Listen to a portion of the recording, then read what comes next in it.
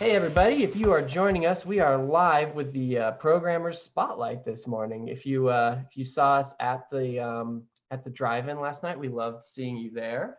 And I'm still a little bit recovering. I wish I had like my hair of the dog cocktail. And Ashley just got here. Our programmer from California is screaming on into the finish line.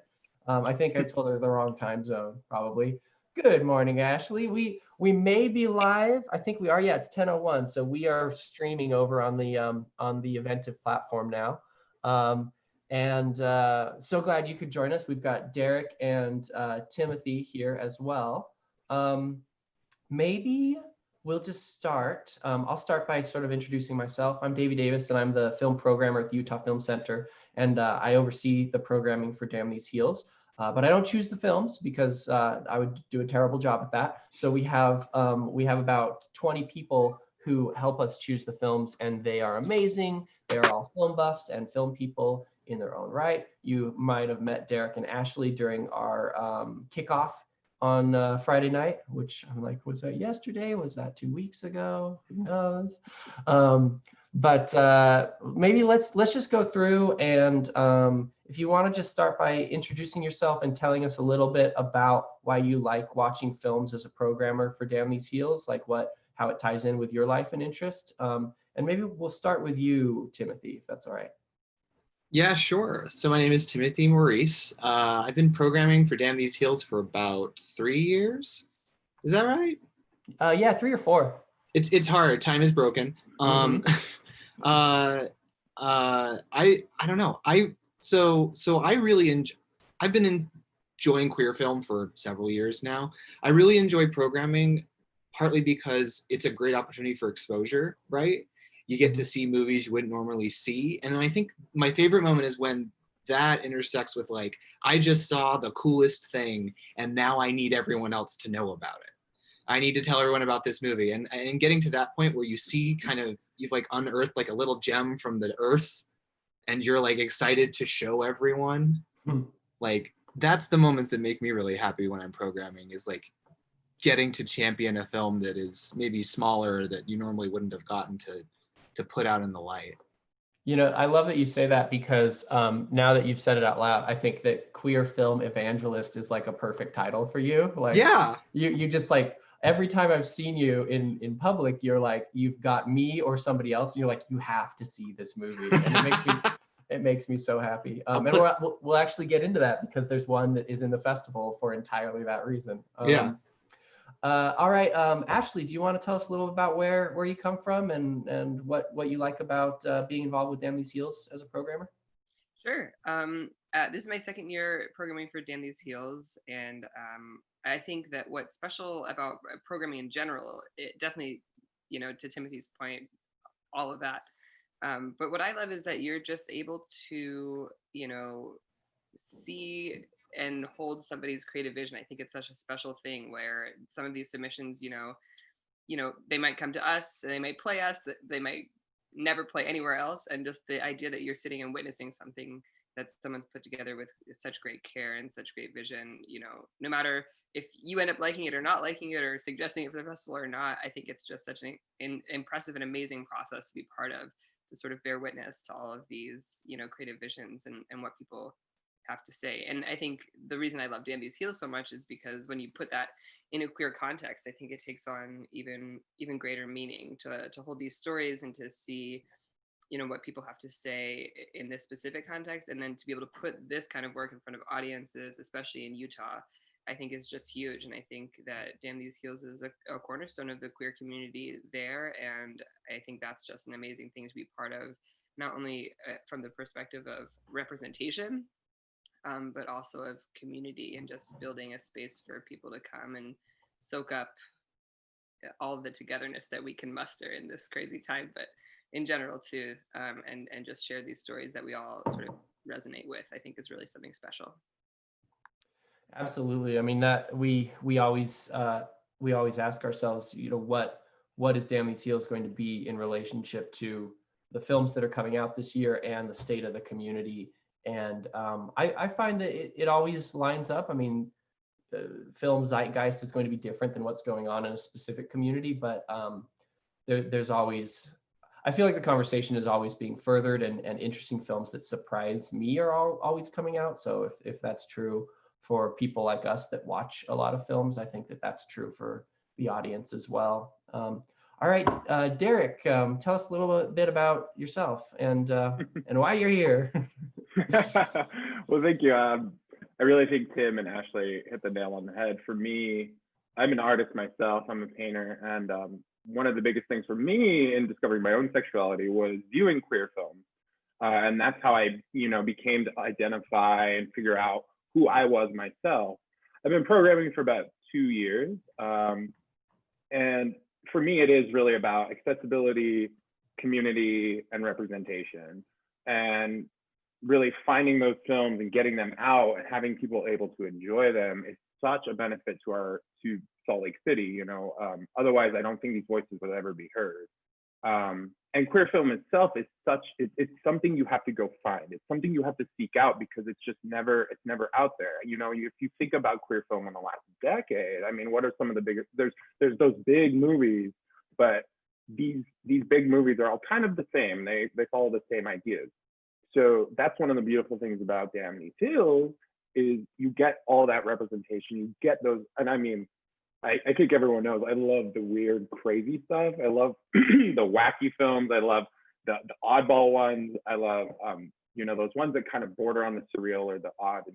And I think those films need to be seen more than like Love, Simon. Like everyone knows that story. Give me the gay vampire. Give me give me the boys that go to an island and they turn into women. Like, what is that saying? What are those philosophical ideas? Like, we have enough Gay Simon. We have enough Brokeback Mountain. We have enough Carol. And I love Carol. I'll never say anything bad about that movie. It's one of the best. But we need more. And that's what's so great about Damn These Hills. And then community. I mean, this format is very different for everyone. But I mean, I love seeing all you guys. It feels like we're at, Rose Wagner hanging out, drinking that cocktail. But that's one of the best things about Damn These Hills is seeing people in your community and having those discussions. And that's what I really love about it. So yeah, that's what I'll say. Well, I appreciate it. I think Tim, do you have a comment or a question? Well, Derek just made me think of something, and it's just like what Derek was talking about, where the films helped him discover his sexuality. That totally happened to me.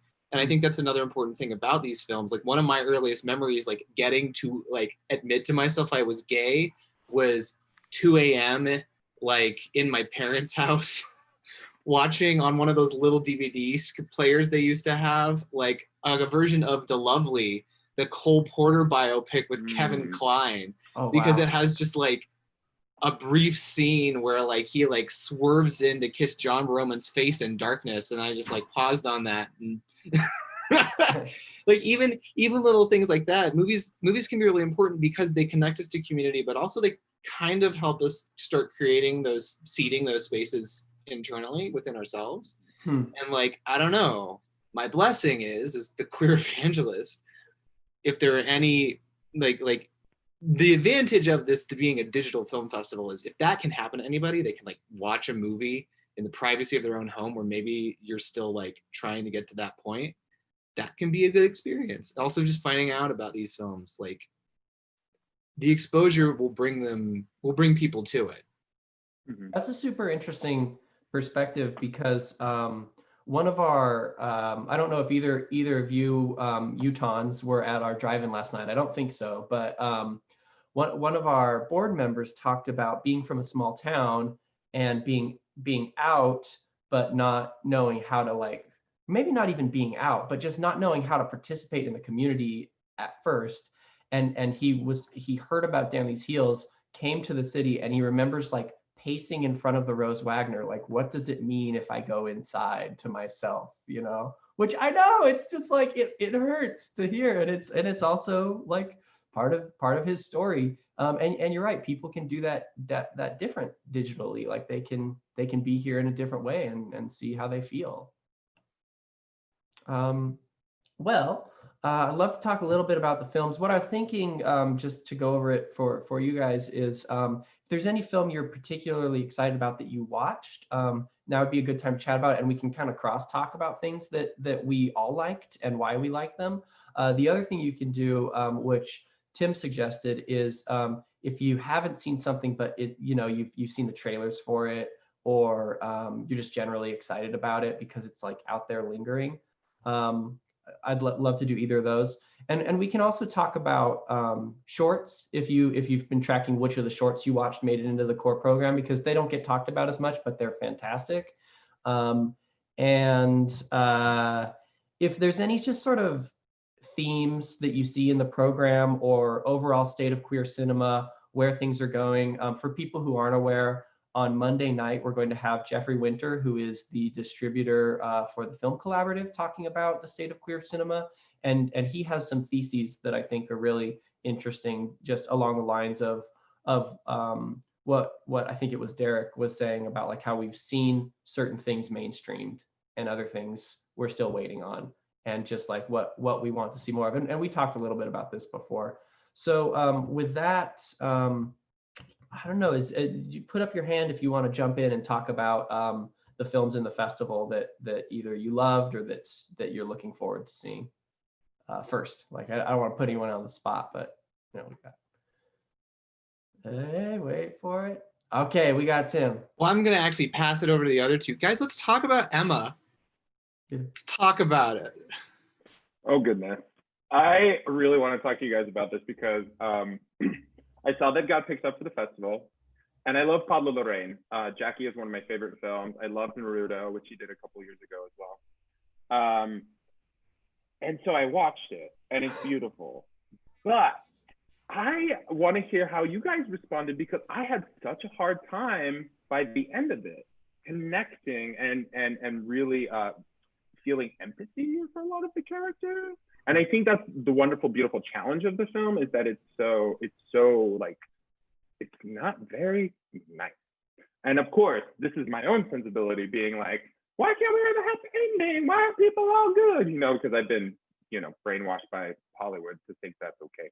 So I want to hear what you guys think. And the visuals are stunning. The acting is phenomenal. And the story is great. So let's hear what you guys had to say. Ashley, tell me what you think, because I know you really pioneered this film in the opening night. Yeah, I love this movie, but all of your squeamishness is completely founded. I totally hear what you're saying. It sits on the edge of this discomfort and also this like disconnect almost. I think the characters are so far into this spiral of blame and guilt that they are, there's not a lot of warmth except for fire, which is, I think, something that's really cool and really, it's a great through line. I mean, it starts with that, awesome shot of the street light on fire, which, is foreboding, and really, I think you remember that as you go through the film. But for me, I think that what this movie does so well is it just eschews so much of what you expect. And I think at every beat, through the plot, and also aesthetically, like to your point, incredible visuals, so much dance incorporated in ways that we don't really see that smoothly and sort of diegetically. And sonically, it's, I think, one of the most interesting movies of the year. It's just got this incredible soundtrack that really, builds momentum and pushes the story along. And I think that in the end, it's about, what is a challenging mother? And I think that she is just this incredible symbol of someone who she just absolutely refuses to be molded by anybody who's trying to put her in a specific box, in a specific, sort of status or role. And I think that that's the strength of the film, is that you don't have to like her or anyone, or you don't have to like what she did, but I think that it demands acknowledgement and almost respect that she, it's not the path that many of us would take necessarily, but it's 100% her own. And I think that's what really resonates with me at the end of the day, about the strength and this, complete refusal to do what people expect a mother to do. Davey, what is our spoiler policy? I think at this point, people haven't seen all of the films yet. So if this was later in the festival, I'd be like, go for it. But let's try to stay vague. Or just preserve the twists. But you can talk about like their effect on you and stuff like that. Sure. Yeah. I'll say this then, if we're staying vague. What I love, just perfect chaotic bisexual energy. Just Emma is a story about a woman who is a complex person who has a lot of very tense relationships, and some of the stuff is clearly her fault, right? Some of the stuff is clearly because she has done shitty bad things. And I think that the other thing that underlies that is a lot of the bad things are not her fault. There are particularly some societal things where people are not allowing her, you know, or holding her back because she's bisexual. And there's kind of a theme where there's a backdrop of heteronormativity in the movie where Emma just rails against it. She does not like it. And a lot of that rebellion comes out in the fire and the dancing and other things. But the way she succeeds in the film on her own terms is largely by using, you know, something which is totally counter to that heteronormativity to get what she wants. And that is wonderful. I love that. I love kind of the way in which she basically, it's a great story of an anti-hero breaking a lot of rules and then just winning. And I love that. I think that's kind of the great thing about it, is that she, you know, everyone else at the end of it is kind of like, what just happened? And Emma's just like, yeah, she's at peace. And I love that. Hopefully that's not too spoilery. Hopefully that's vague enough. No, I think you don't have to worry about protecting every part of the plot elements, and especially not the way the film is queer. I think people want to kind of hear like, okay, what's my engagement point here? Like what? Because sometimes you can't tell from the trailers. So on this one, I think you can. Definitely not that one either. But I think to your point too, Derek, like I think this film is also about the nuclear family and how queerness disrupts that. And, you know, we have a palatable version of that is out there. Like you were saying, you know, we have, you know, take like a modern family, and don't get me wrong, representation, it's important and all those things. But it, you know, to me, that's like the equivalent of Love, Simon in that sort of way. And I think that this movie, it pushes it further, and, you know, it doesn't come from a perspective of keeping people in comfort who are watching the film. I don't think really not heterosexual people, but probably not queer people either. There's so much discomfort there, but I think it also just pushes that boundary of, you know, what do we accept to be the nuclear family? How do we accept that becomes established? And, you know, right, is it a win if it's not what we hope or what we think? And I think that's where it finds a lot of its really rich ambiguity. I think that you Emma, really. Oh, sorry. Go ahead, Eric. I was just gonna say, I think you nailed it. Like I think that's what made it so that's what makes it so challenging, but that's also its greatest strength. And by the end of the film, I'm that discomfort this is a terrible way to describe it, but I kind of feel slimed. I'm just like, but I think that's what makes it so good, you know. And it really kind of butts up against, you know, what our preconceived notions, especially with the heterosexual, you know, nuclear family kind of story and narrative, but then also like queerness itself. Like what would you do, you know, if this was you? Tim, what were you gonna say? Well, Emma is not only like not in that, she's like the boogeyman to that, right? Like Emma is like the scary gay lady that people warned you about, like because and that's but the amazing thing is because she embodies that, but it's about her. It's centered on her. You know, she is definitely, you know, the point of view character, and it centers on her in a way that I think generates that discomfort, but also like you are allowed to access her spirit of rebellion, which gives the film all that energy. It gives it that pull and that drive and that and it's in the dance. I mean, they have a conversation at one point in the movie about this style of dance, the reggaeton, and like why they do it, and they talk about how on some level, like everything around them is caustic and hostile to them, and this dance is the one thing that is an expression of life and choice. And like that, I like that a lot, that she she gets to kind of go against the grain in that way and kind of be like be this anti-hero that is so successful in that way. Well, we could talk about Emma all day, and I definitely have. I loved seeing like Gabriel Garcia Bernal, right? Kind of struggle with this like art patriarchy, like curator and like husband role, and I like seeing that sort of like deteriorate for some of the reasons that you've brought up about queerness in the family and just like balancing either polyamorous relationships or bisexual relationships or not. And so I thought that for me, that was just like fascinating to just watch his character throughout the whole thing.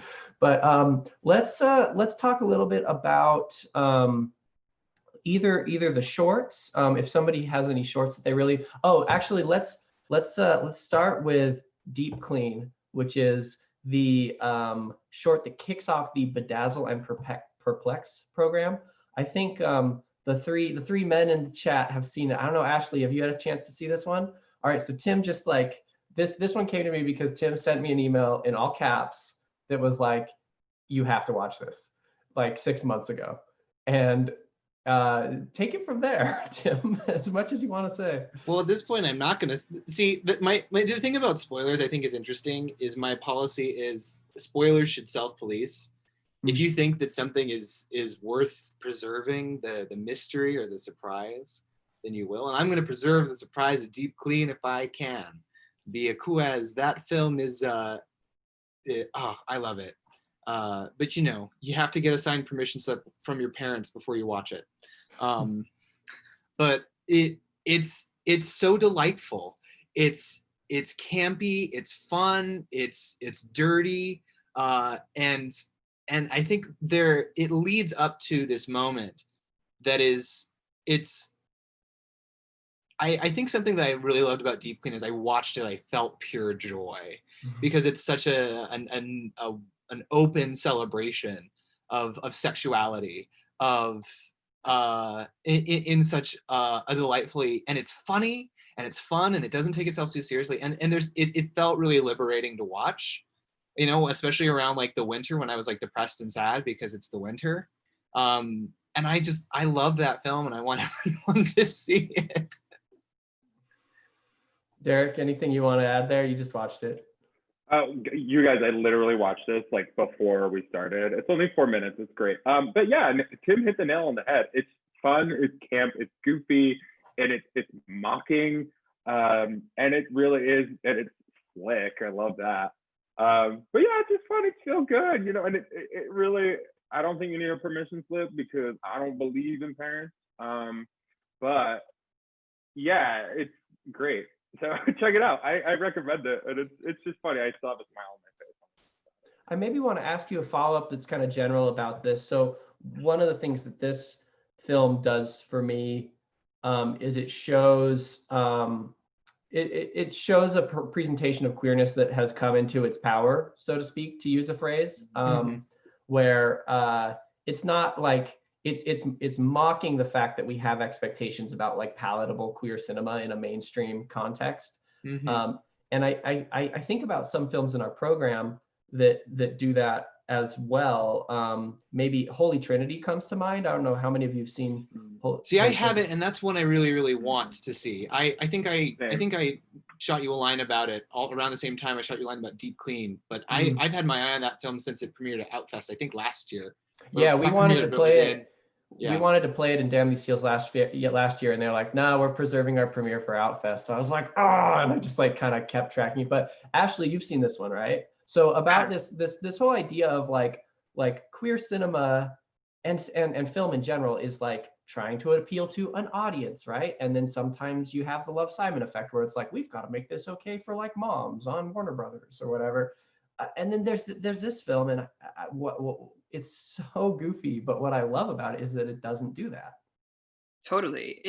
There's a lot of bucking of everything in Holy Trinity. It's a really interesting film, and I think that what it does so well for me, what worked when I saw it, is that it just is completely bathed in queer aesthetic. I mean, it's through and through. Every piece of the product, the set design, everything is labeled. They've created this entire world that's so vibrant, and it's almost oversaturated. And I think that they do this really. I mean, they do a great job, because I also think that the film, really ends up not being about uh, too much about romance, which I think is also, sort of to Derek's point, it's working against that idea that all of these queer films that we're seeing are about um, just about that, right? Just about being queer, queer people in love. This is a movie that this is about Holy Trinity finding her footing as a medium. Truly, honestly, at the end of the day, which is not only hilarious and fun and interesting, and it's a romp to be along for that ride. But then the characters are queer. The cast is completely fluid, which is also, one way of putting it in the background that I think actually foregrounds representation in a new way, by saying, this is just about queer people in a queer world who are going about their business, right? Which I think is one of its strengths. And like I said, I mean, it just oozes the aesthetic. The costumes are great, the sets are great, and I think, yeah, it's definitely a great addition to the lineup, because it flips so much on its head. And you can tell they just had a shitload of fun making it. Like, it's like all the props and costumes are just like what people wanted. There's a lot of like spray paint and like crepe paper Yep. in this film. 100%. And but the like you said, the relationships and the characters they don't stop and introduce anything. They just are. And I hope that there's just like a generation of like Gen Z and millennial filmmakers that are just doing that, and they don't need a big budget, but they need to like tell the stories that haven't been told. Yeah, and this feels completely of the time. It's super. To me, it captures a great deal of millennial energy. I think The Surrogate is another one in the program that really comes to mind as something that does that. It's in that youthful sort of millennial channel, and I think they both have something to say about this moment and young people right now. Anything that you're excited to watch that you haven't seen yet? Especially you guys, I noticed now, just I appreciate you guys being available to jump on this, but we have a more dramatic bent to our, like, you guys are interested in dramas. I think you're interested in everything, but we have some programmers that exclusively watch documentaries, and they're just not on this call. But I know Tim and Derek, you both really liked Queer Japan, right? Maybe we could talk about that a little bit, and maybe start thinking about and talking about some docs. I put the list of all the films here in the group chat. If there are any docs that caught your eye that you want to see that you haven't seen yet. But yeah, let's start with Queer Japan. I'll talk about Queer Japan. In the programming sheet, I actually watched it because Tim reviewed it first, and he was just like, yeah. So I was like, ooh, I'm gonna dig this. I watched the trailer and I loved it. And I kind of touched on this in the the opening night conversation. It just covers the whole spectrum, and it talks about everyone. And the thing I really loved about Queer Japan as a documentary is really queerness as activism, art as queerness, and really creativity as a driving force to keep being who you are and be true to yourself. And then also as a documentary, I feel, especially queer films are so Western centric, This film is very much about Asian queer people, and those are stories, those are ideas, those are things we just don't hear anymore, or really even get to see. I feel like it's, how many Asian actors are in Hollywood? You can just look at something like Crazy Rich Asians, and everyone was like, oh my God, this movie is full of Asian people. And it's like, yeah, they're in the world. You're just not casting them. You're not listening to their stories. So it was really fun, and I love oh my God, just watch it for the costumes, you guys, and the visuals. Like, Japan is awesome. Like, I want to go there right now, but I can't. But yeah, Tim, what do you think? I mean, first of all, okay, so we talk about palatability in art, and Japanese art's relationship with queerness is really interesting because it's kind of funny that it's at a different place than we are. Like, I'm a huge weeb. Weeb being, for those playing the home game, someone who's shamefully into anime, right? And some of the most queer positive films that I enjoy are anime, but even those films have a little bit of a Hays Code lining to them, like those films or shows, when they present gay or lesbian relationships still. And Queer Japan is really interesting because it talks about how in Japanese society, the concept of hentai, which is shorthand, people probably know that as like porn, right? But it's a shorthand for deviant sexuality, and that's all they see queerness as. And one of the interesting things they talk about is like the mangaka, I don't want to forget his name. Oh yeah, he's wonderful. What does he say? Like what a maybe this is what you were gonna say, but he's just got such a great presence in that doc. Yeah, Gengoro Tagame, who is famous for a mangaka that came out in the US not too long ago called My Brother's Husband, which is this really sweet story about a Canadian guy that moves back to Japan and meets his dead husband's brother and his daughter. And he's like, but Gengoro Tagame is known for like very explicit erotic art. And he talks about how he's like, I wish we could have both. I wish I could explain to people like these stories that are kind of nice and explain like love and explain something more palatable. But Gengoro Kame is like, but also I have to, he talks about how he was making My Brother's Husband and he had to be drawing erotic art at the same time or he's going to go crazy. And like there's that element where people are like, we wish we could kind of get somewhere in between. Like we want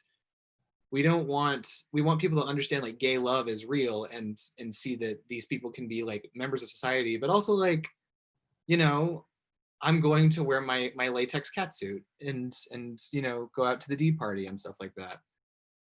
Yeah. It's a great point, Tim. And go ahead. Sorry. Well, I think Tim made a great point.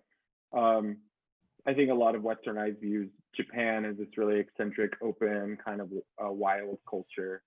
But in so many ways, it's so repressed, and they really keep queer people under a thumb. And so this film really, shows how people are fighting against that, and it's very hopeful, very inspiring. Yeah. Also, I really like parts of Queer Japan that play with gender. Like, and this is circling back a little bit to something that Ashley was saying before about Holy Trinity.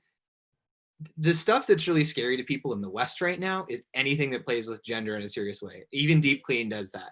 Like anything where fluidity and non-binary or androgyny is presented on screen, like that's the thing that really freaks people out. Like I think even something like Pose, which is super successful and is kind of like the forefront of anything involving gender, non-cisgendered people on screen, like there's an element of that being acceptable because a lot of the cast looks and presents very, very feminine if they're trans women. And like that, I'm really excited for something like Queer Japan or Holy Trinity that is like very, gender queer and androgynous. I really liked a movie we showed last year called A Night of Switch and Play. Just because it had that verve and that energy to it. And that's something that is really, really lacking in a lot of films I see. So I just wanted to throw that in real fast. And I think that the intersection between how people are in their communities and like public culture versus how people get represented in films is an interesting give and take, because like cinema for so long in film has been a canon and like a club run by a lot of straight white men. And it's like, oh, we don't have the language to tell these non-binary, genderqueer stories. And it's like, well, yeah, we do. We're just not, because we haven't, because we lack the imagination or something. And I feel like we're on the cusp of really those stories being out there, which will help squares get their heads around the entire concept, right? Other documentaries, or is there anyone that like you haven't seen? Has anyone seen Keyboard Fantasies? Has anyone been curious about that one? That one's on my list. That one's on my list for sure. I'm always interested in documentaries that can do a robust look at an artist's life. I'm always interested in documentaries that have something interesting to say about a more focused kind of look at things. And I think that one for me is on my list for sure. I'll say that. I can talk about trans kids if you want, Davey. Yeah, absolutely. In the doc conversation. And I think the end of the last was a good segue because I think this is a really tender, interesting portrayal of a sort of a cohort of trans kids growing up in Israel. And I remember when I was watching screening for you guys, I started this movie and I was a little bit like, oh gosh, it's another sort of trans doc, and we're really stuck in this sort of mechanism of the medical transition, right? Because we've seen a lot of those films. And then it totally proved me wrong. I think it really built to so much more than that by the end of the movie. And I think what's so impressive about this film is that first of all, the kids are at the center. They drive the plot. They have moments of obviously incredible strength and great weakness that they're willing to welcome us into, that are really, really moving. And what I love about this movie too is that they are, in many cases, the parents are really shepherding them through this experience, but it's not a palatable-ized version of that story. There's so much tension between the parents and the kids, and I think that this is such an incredible movie to get out there because it shows a path forward for trans kids that isn't necessarily black and white. It's not one or the other. It's not supportive parents or not supportive parents. They have these conversations that are so incredibly rich about the transition, about religion, about the military, and what gender means to all of those different institutions and ideologies. And I think that it creates this conversation that is just incredibly rich. And by the end, it's so informative and so moving. It astounds you that it's kids who have driven these conversations, and that they're able to hang in there and spar with their parents, with their rabbis, with their recruiting officers. It's really quite an impressive feat, and I think it paints a picture that has a lot more roundness than we've seen, I think, in some of these similar kinds of documentaries about trans youth. And I think that's really important, and that's really one of the great strengths of the film. I absolutely agree, and I love the way you put it, that there's this way that the parents are involved that isn't picture perfect, that I think is encouraging to other parents who would see that in a similar, and because you have 4 kids, you have the thing where one parent sort of hits that trope of like, oh, I need to let go of the gender that I think of you as, and then 3 of the others are like, it's fine, makes total sense. So you kind of have these compare and contrast reactions. Yeah, it's like a very diverse, to me, it feels like a pretty strong kaleidoscope that you see, I think, a lot of different experiences that all speak to each other in super interesting ways. And there's a line that because we end up seeing so many films, I always think about the ones that, this is sort of a tautology, but I think about the ones that I keep thinking about, like the ones that I'm like, and the thing from Trans Kids with that, you'll probably know what I'm talking about, Ashley, is there's a conservative dad that justifies his homophobia through transness in this really Yeah. brain breaking kind of way. And you just watch that, and then you watch the kid react to it, and you're just like it just puts you in that moment, Incredible. I remember that conversation, and during that conversation, the father even says, if I had known that this was the path that you were going to take, I don't know that I would have had you as a child, purposely had you as a child. And it's the grace with which this person reacts, and the conversation they're still able to have after that. Like I said, I think it's so important to show on screen because, no path forward is going to be completely linear. Even parents that are supportive have, things that they need to work on and work through. And I think this is a roadmap that is more complex than I think that a lot of trans youth have been given. Yeah. And it's what I think its greatest strength is. Yeah. Did anyone see Queen of Lapa? Or I don't know if it's Queen of Lapa or Queen of Lapa.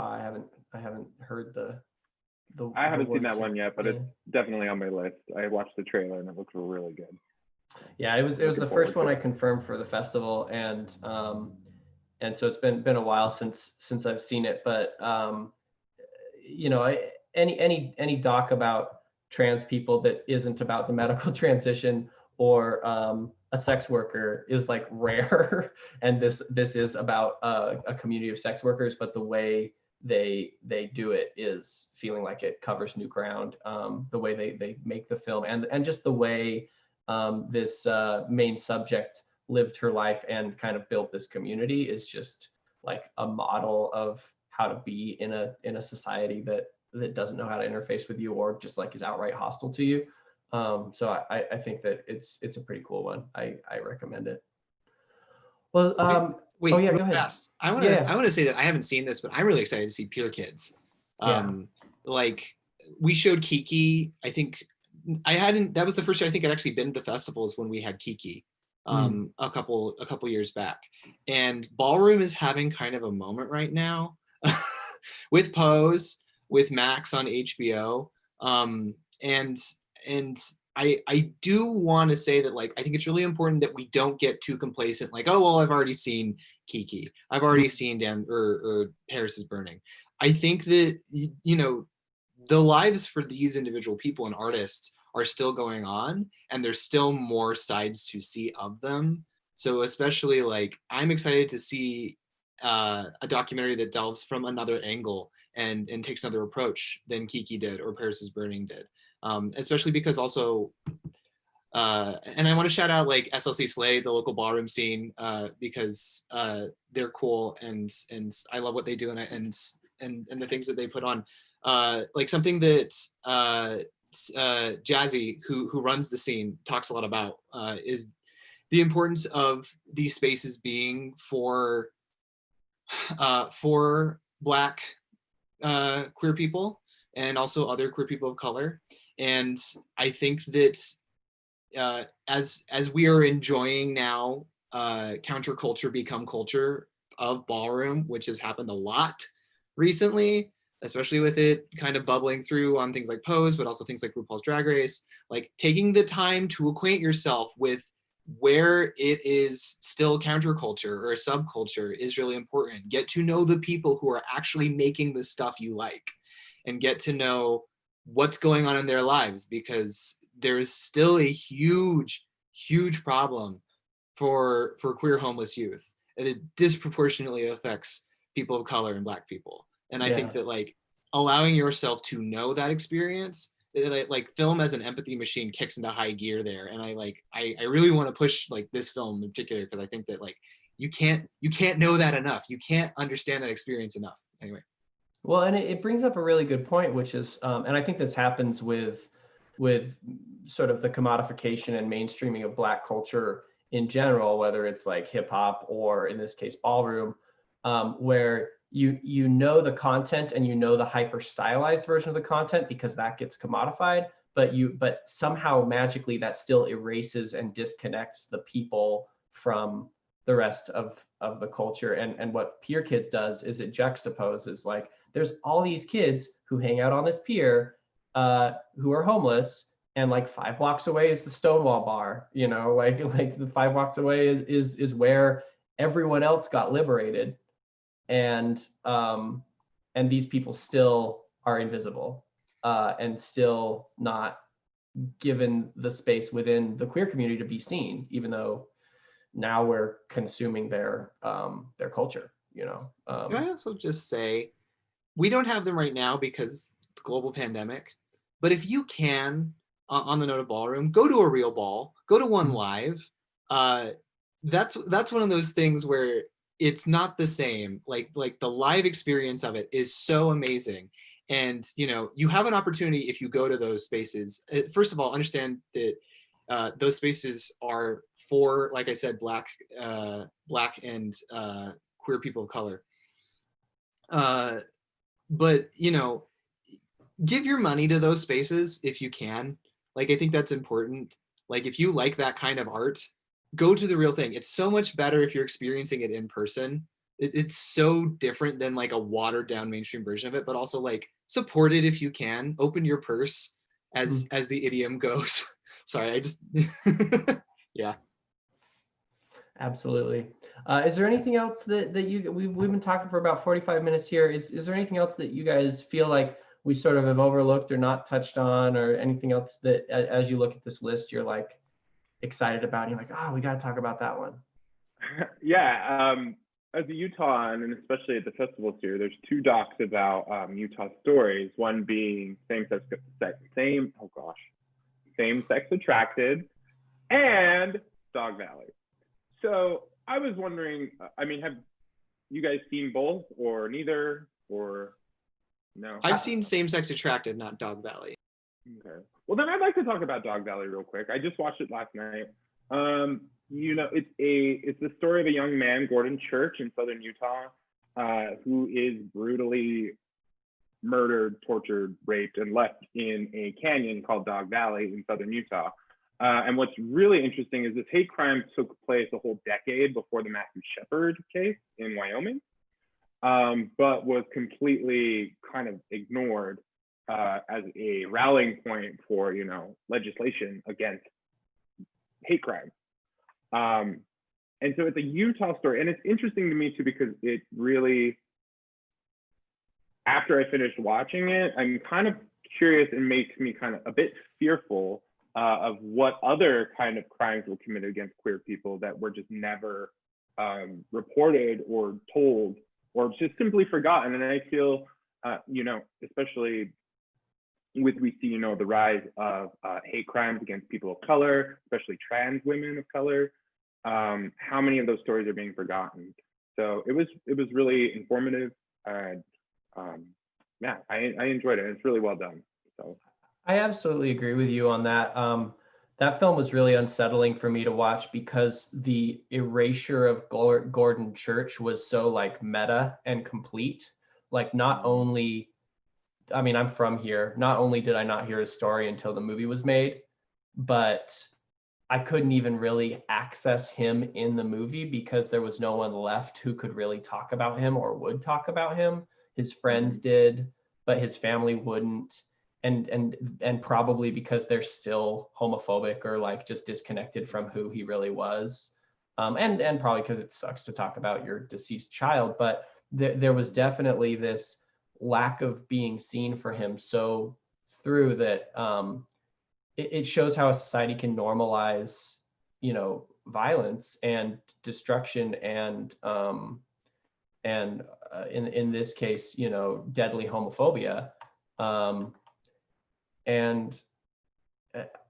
So the film does a lot of talking about the perpetrators as a result, which at first I was like, well, I don't care. Those guys are assholes, they're not worth my time.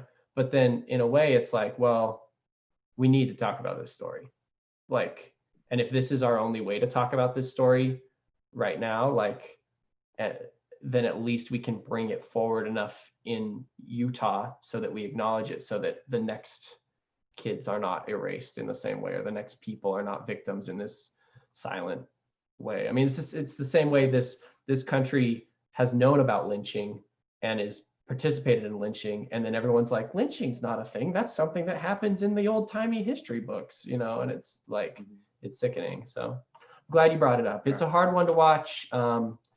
But it's also got some really good filmmaking that makes it like watchable, so to speak. Like it kind of has that true crime, it's like high energy to it. yeah, and that's you bring up a really good point too about the erasure of Gordon. And I think something I took away from it too, as I'm thinking about it now, is really if he had a stronger support system within his own family. He had his friends, but I think that's the other thing too. It's like, I think it sends a good message of actively supporting queer people, and building a support system with your friends. And, if you have a queer person in your life, just being there for them and, telling their story. I think that was a really encouraging thing from the film as well. So. And the other local doc, Same Sex Attracted, also has its roots. I mean, both films have their roots in Mormonism, as Gordon's family was Mormon. But Same Sex Attracted is like all about the Mormon queer experience, which we see films like this from time to time. And I feel like they all bring us further along in our weird, like specific local experiment. And I'm curious from the three of you, like for some people, they want to keep talking about that and hearing about that. And for some people, it just couldn't be more, they don't want to talk about Mormonism and queerness anymore, or at all, because they either were never Mormon or they're just over it. So like, where do you guys land with that, like local conversation in queer cinema? We should all be rewatching Angels in America once a year. Yes. That's my first take. Yep. we should all do family home evening readings of Angels in America, like Yes, as a absolutely. table reading. I So think good. I think to your point, it's well rendered. There's definitely a need to push the conversation forward, but I think that for those who think the conversation is expired, I think there's a way of reckoning with how the church continues to extend a lot of cultural influence in Utah, and that's a conversation that isn't over. So we can't be through discussing it. But there's definitely a need to hone further. And you think about something like that, or something like Believer, these sort of new lenses in that sort of are definitely vital to the conversation. But yeah, it's not. We can't quite end it yet. Well, and there are always going to be new gay and trans and other shades of Mormon kids that grow up and are going to need films, and also are going to need to talk about their experience. And so, like, the things that same-sex attraction go over are really interesting because they talk about these things. And that movie was finished 2 years ago, and earlier this year there was a whole protest at BYU because there was a hot second where gay people were like, "Oh, you might actually let us date," and then that was reneged, and there were protests over that, and there became a huge eruption of conversation about what BYU is doing. Like, that situation is not going to stop affecting the people who are in the midst of it. I think when a lot of people, you have the opportunity to leave Mormonism or renegotiate your faith and your connection with it in a way that allows you to get some distance from some of those conflicts. But if we're talking about community, there's still a lot of people in there who are fighting the fight right now. And I like that we continue to talk about that. I like that we continue to have some sort of emphasis on what's going on for the people still living it, and what do they need? What are their struggles? I like same-sex attraction because it gets at that. It's a very, very sharp look at that liminal space between queerness and religion that is caustic to the queerness and what that's like. Yeah, I think you bring up a really good point, Tim. Like, it is a very marginalized space, and I think it gets overlooked because a lot of people in the queer community are just like, well, we'll leave the church. Like, how do you reconcile these things? And for a lot of people, it's integral to who they are, and so they can't do that.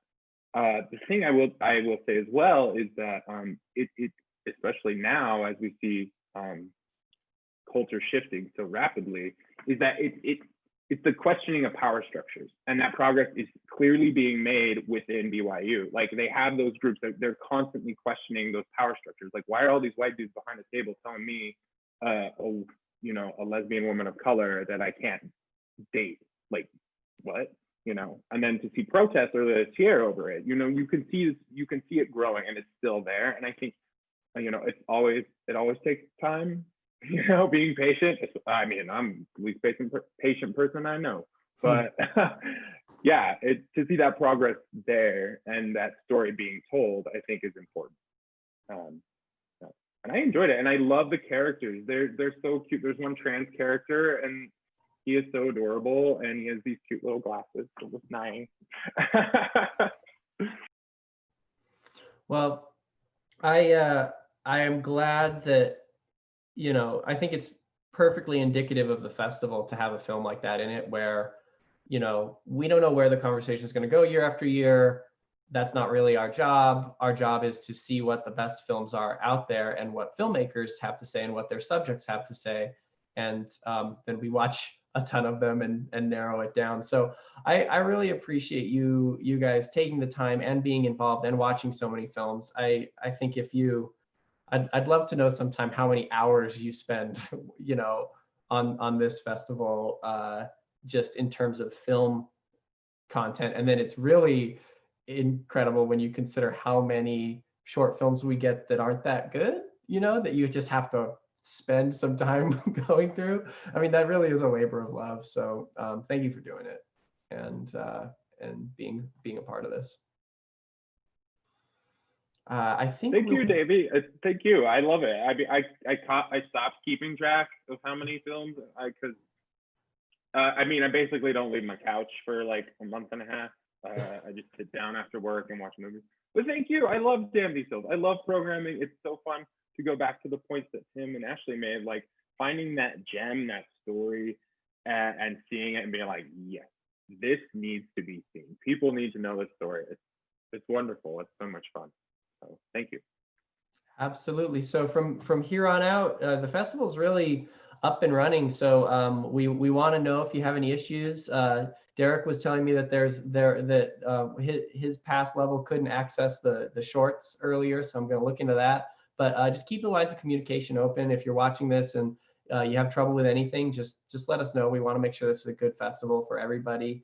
And get out there and watch stuff and hashtag us damn these heels if you do something odd, like if you watch a movie at 2 a.m. and it's different than if you were in the theater. If you have just like some like you were saying, kind of silver linings around a streamed festival. We're interested in those stories because though we're not together at the Rose Wagner right now, we can do some fun, interesting stuff. So thanks for tuning in, you guys. I think we'll call it, but really appreciate having you. And enjoy the festival.